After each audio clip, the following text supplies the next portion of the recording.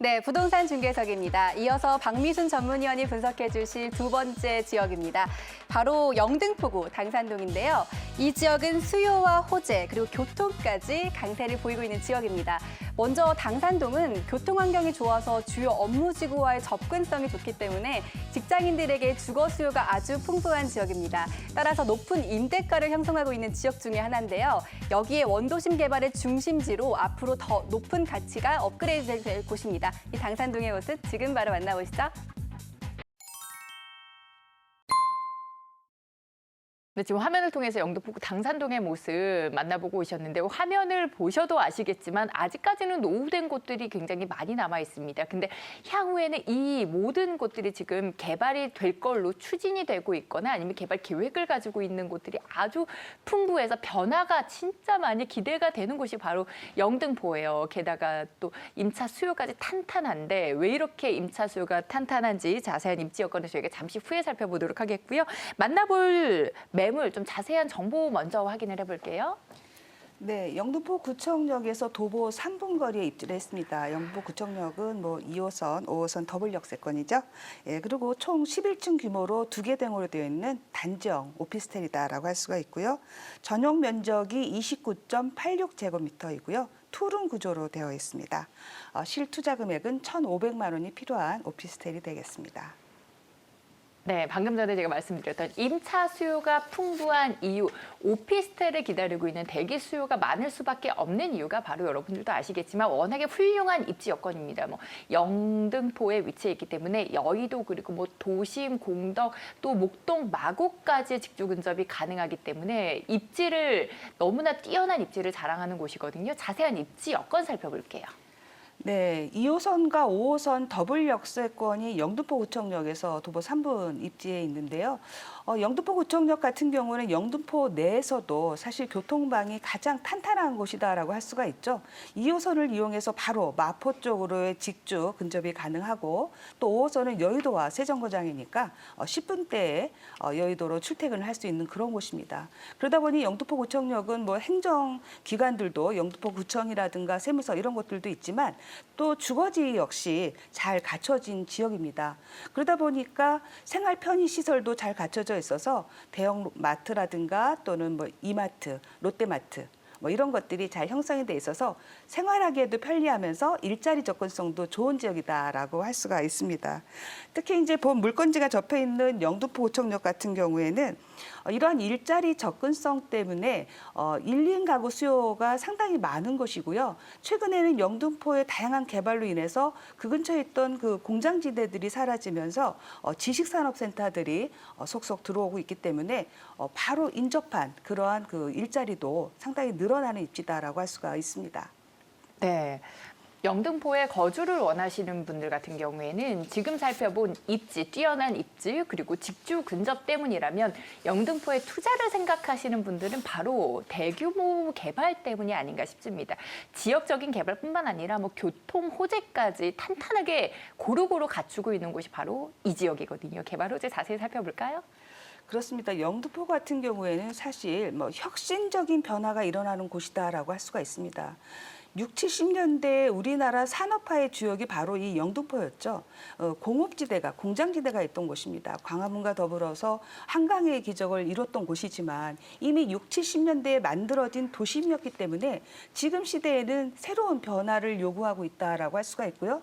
지금 2030 서울 플랜에서도 가장 핵심적으로 개발하려고 하는 것이 바로 영등포의 재도심화입니다. 그러다 보니 예전에 만들어졌던 고가철도 이런 것들 없어져 가는 것이고 또 이 지역에 있던 공장 지역이 복합 개발로 바뀌어간다라고 할 수가 있습니다. 그래서 그러한 변화가 점차 눈에 드러나 보이고 있는 곳이다라고 할 수가 있고요. 영등포구청역 같은 경우에는 아주 대표적인 바로 눈앞에 보이는 개발 호재가 보이는 곳이다라고도 할 수가 있습니다. 영등포가 예전부터 워낙에 입지적으로 중요한 지역이기 때문에 간선도로가 상당히 잘 되어 있는 곳입니다. 그래서 서울 도심뿐만 아니라 지방으로의 그 출퇴근도 상당히 좋은 곳인데 그러다 보니 영등포에는 간선도로가 많습니다. 서부 간선도로, 올림픽대로, 남부순환대로 이러한 간선 도로들이 지금 시대에는 맞지 않는 것이죠. 그러다 보니 지금 개발이 되고 있고 지하로 묻히면서 지상에는 반은 남겨두지만 반은 녹지 공간으로 활용이 되면서 도시의 공기질이 상당히 좋아지고 있고요. 또 지금 제물포 그 터널 같은 경우가 지하가 올 4월 완공 예정입니다. 그리고 서부간선도로의 지하도 올 9월에 개통 예정입니다. 그러다 보면 영등포 구청역을 둘러싸고 있던 간선도로가 모두 사라지게 되는 것이죠. 그래서 서울시 통계에서도 이렇게 됐을 때 교통량은 3분의 1로 줄어들고 속도가 2분의 1로 빨라지는 그리고 뭐 주변에 환경이 개선되는 건 뭐 더할 나위가 없겠죠. 이렇게 직접적인 혜택을 받을 수 있는 지역이 바로 이 당산동 일대라고 할 수가 있고 그래서 최근 들어서 더욱더 집가 상승이 좀 더 빨라지고 있지 않나라는 생각이 듭니다. 네, 집가 상승이 계속해서 이루어지고 있던 곳이지만 앞으로의 집가 상승이 더더욱 기대되는 이슈들이 참 많이 있습니다. 뭐 말씀해 주신 2030 서울 프로젝트도 그렇고요. 그리고 3도심으로의 위계 상승까지 정말 서울시에서 지금 추진하는 핵심적인 정책들은 다 영등포에 몰려 있는 게 아닌가라는 생각이 들 정도로 서울시에서 그냥 영등포를 획기적으로 바꾸겠다라는 개발 호재들이 굉장히 많이 기다리고 있는 곳입니다. 그런데 이게 지금 개발이 본격적으로 출발을 했느냐 아직 본격적인 출발 전에 위치해 있음에도 불구하고 영등포구의 부동산 가격 시세를 확인을 해보시면 계속해서 꾸준히 상승하고 있는 거를 확인을 해보실 수가 있을 겁니다. 그런데 이 개발이 본격적으로 추진이 됐을 때 그리고 완전히 완벽하게 완성이 됐을 때 영등포 가격의 부동산 그 가격의 변화가 어느 정도 있을지 정말 지금 좀 예측이 안 될 정도로 그 변화가 기대가 되는 곳이고요.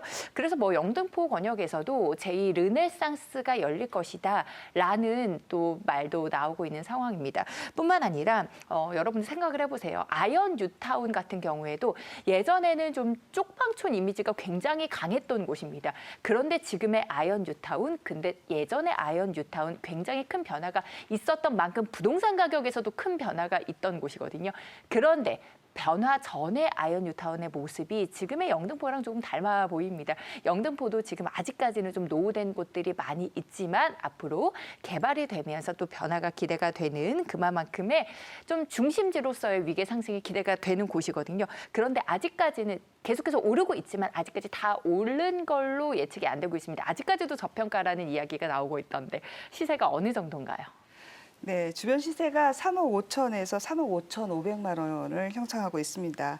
임대 보증금 3억 3천 5백에서 3억 4천만 원을 예상하고 있기 때문에 실 투자금 1,500만 원으로 투자가 가능하다라고 할 수가 있습니다. 네.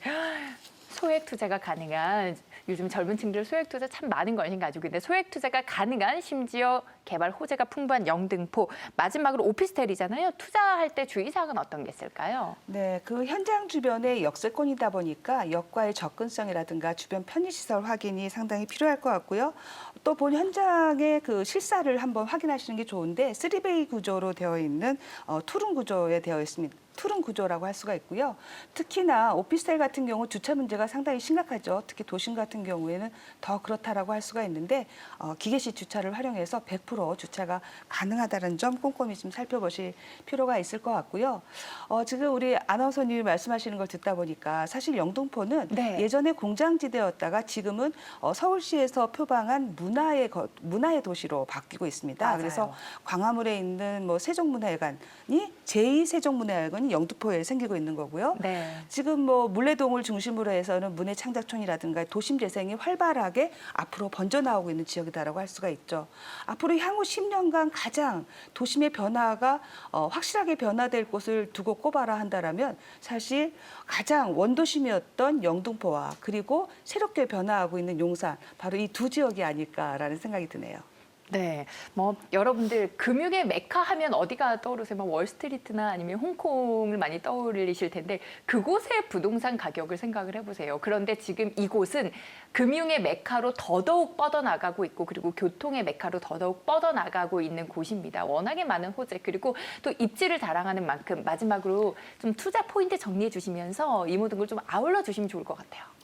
네, 영등포 같은 경우에는 1인 수요를 흡수할 수 있는 소형주택의 소형주택의 수요가 가장 많은 지역 중에 한 곳입니다.